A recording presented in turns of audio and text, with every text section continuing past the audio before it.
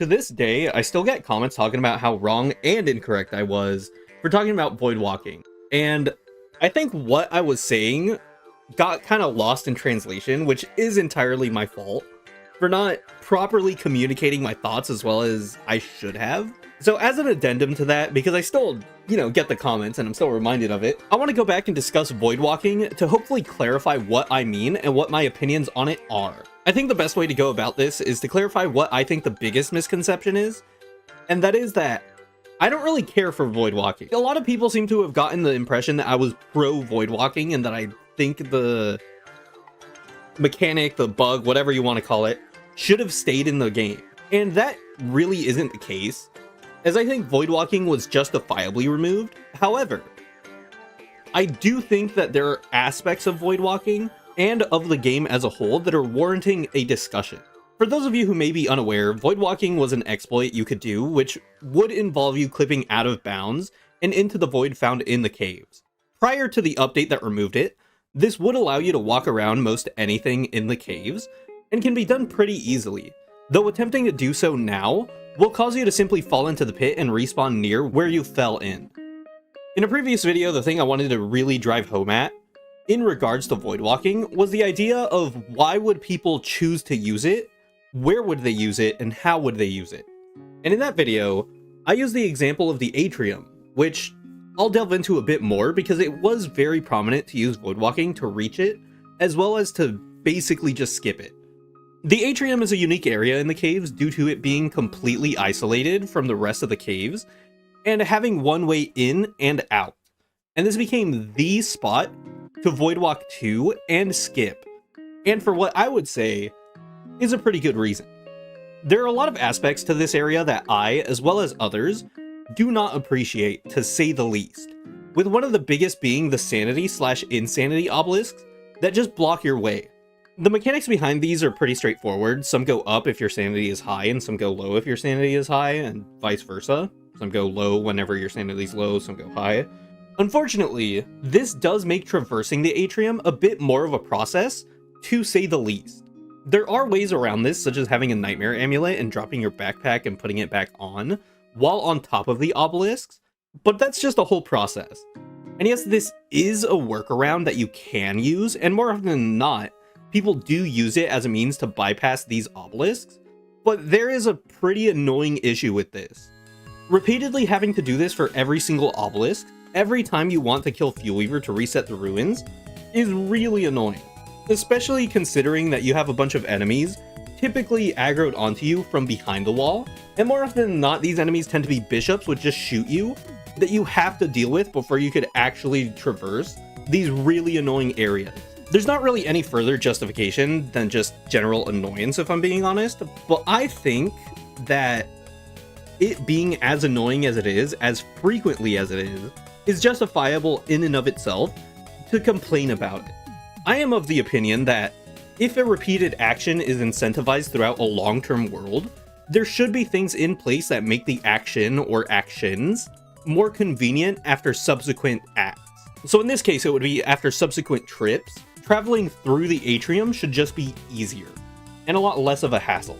So the people who had cleared the atrium, and to some extent the labyrinth, and killed Fuel Weaver more times than they can remember, should ideally be able to skip that portion of the game if they wanted to, in a manner that was more convenient than just running through the entire atrium each and every time.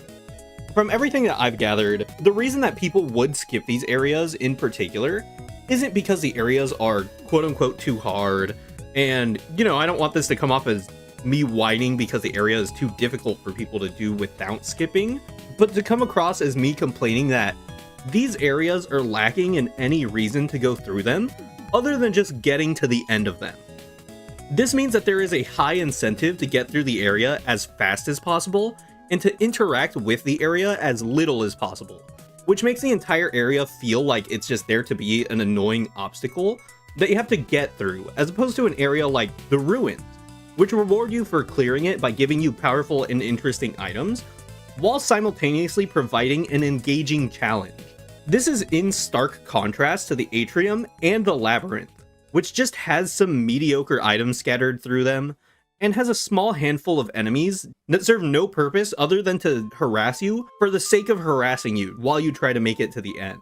While this is more of a criticism to the late game areas and probably warrants a look at why the area is designed this way, I'm just going to work off the premise that this area is what it is, and we should try to give ourselves options with elements of the games that have been introduced in the past in order to alleviate the hassle that comes with these areas and the traversal of them. This could have been remedied with rope bridges in order to alleviate the burden of maneuvering around large gaps in the caves, but the issue with these is that they don't work in the areas that need it the most. This is where the argument that I brought up, admittedly in a very clumsy manner, of having an in-game way to skip portions of these areas comes in. In the video, I brought up the idea of swapping characters to skip large portion of these areas, in the form of Warthog's jumping to teleport people across the gaps, and this was kind of meant to bring up the idea that there are in-game ways to allow people to skip portions of these areas, but the problem with them is that they aren't all universal, despite the issue being a universal one that doesn't differ from character to character. So one way to alleviate this issue would be to simply just give us a bridge alternative that works in the atrium and in the labyrinth that you find the blueprint for in the atrium and the labyrinth. If each time you regenerated the ruins, you could find a blueprint for something like a moonrock bridge or something, it would both incentivize players to at least explore the atrium and the labyrinth as much as they could in their initial trip, so as to make the subsequent ones that much more hassle-free. That way you really feel like you're traversing these areas for something, as opposed to just getting through it to get to the end. Going back to the initial video, there is a really good comment that I saw which covered basically what I was trying to get at in a much more eloquent manner than what I had done. So credit where credit is due. Shout out to Bloopa who, made this comment a while ago, and it's kind of been sitting in the back of my mind and is primarily the reason that I want to talk about it. So shout outs to him. So Bloopa reads, the justifications for voidwalking was a bit odd, which, my fault.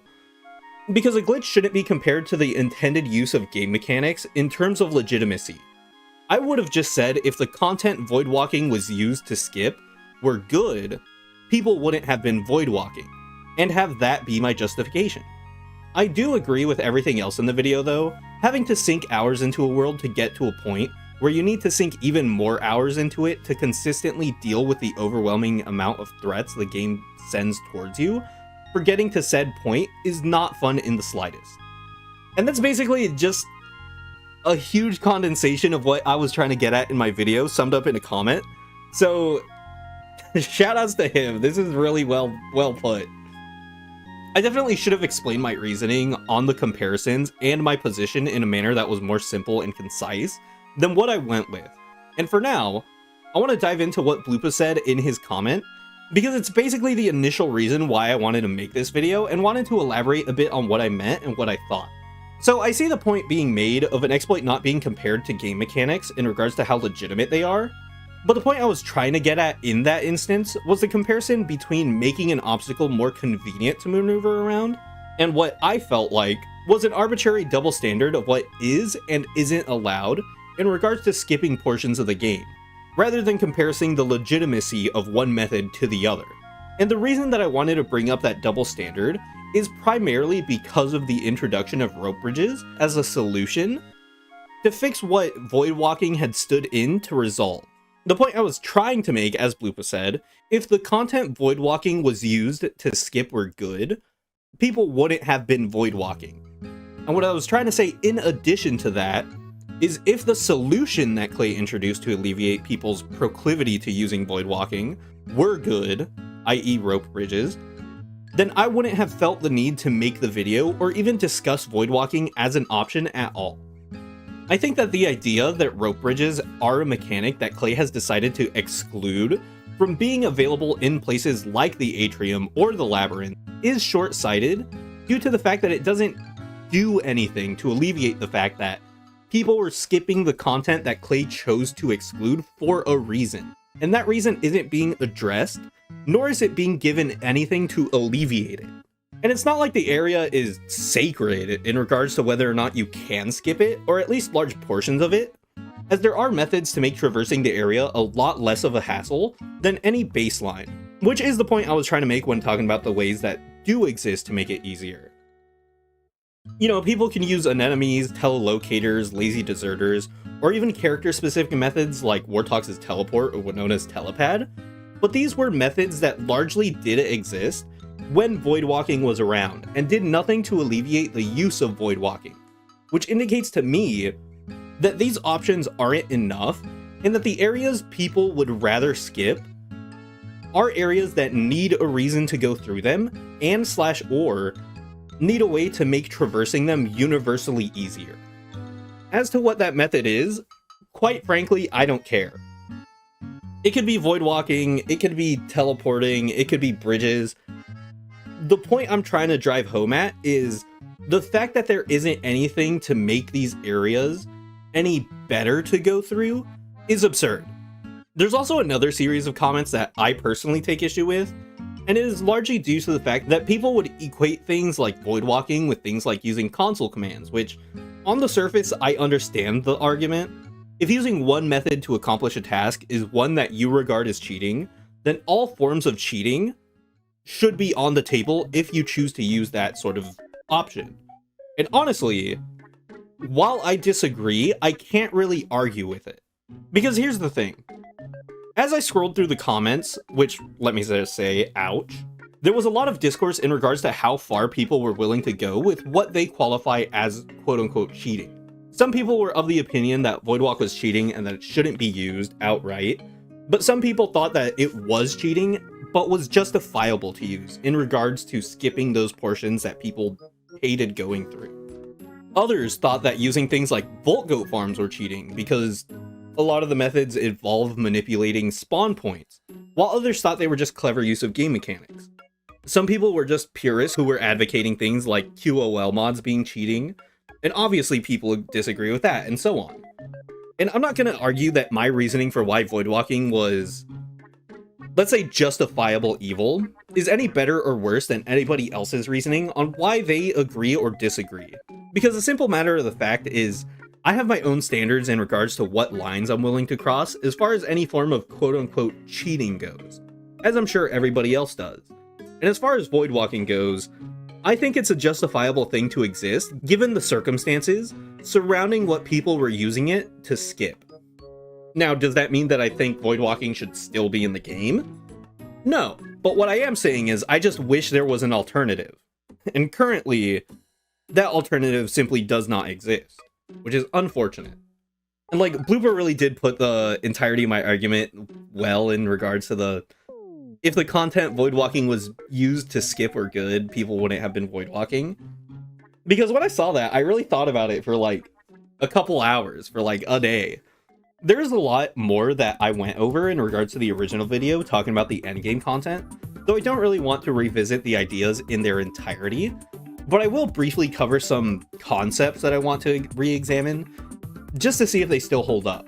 One of the criticisms that I had with the endgame content is the idea that they provide you with issues in a world that you aren't met with until after you kill Celestial Champion or Fuel Weaver, and that don't necessarily provide enough incentive to have to deal with this, which I still feel to some degree is valid. There are definitely mechanics in the endgame that are not the greatest, to say the least, with the primary one, if I remember correctly, being Bright Shades, and the events in the caves, which the caves are a whole mess, let me tell ya. With certain mechanics, such as the bloopers, I definitely feel like they are overtuned, to say the least. But I think a lot of these issues could be resolved if Clay just toned it down. Like, there's a lot of things that are just so overwhelming in regards to the sheer volume that you encounter, without necessarily having a good way to deal with them, that I feel like it really is just a manner of toning it down in order for people to actually tolerate them. Obviously, having certain things like, I don't know, the Bright Shade staff to help with the Bright Shades is pretty nice. I think that the Gloomerang is really nice for dealing with it. But ultimately, I feel like the criticism is valid that there is so much that Clay is just vomiting at us. It's absolutely horrendous. And aside from general criticisms, I don't necessarily feel the need to elaborate on more of my thoughts, at least none that come to mind in regards to this video in particular. If there's something that you guys want me to revisit or clarify, then do let me know, and I'll do my best to address it. I feel like, really, the void walking bit left a sour taste in my mouth, as well as the mouth of a lot of other people who watched the video, which, again, was my fault. Like, hopefully this did clarify my opinions, and sorry that I wasn't clear the first time I made the video. You know, that's entirely on me. I should have definitely done a better job of being clear and concise with what I wanted to say and discuss. But that's really all I wanted to talk about for now. So until next time, bye-bye.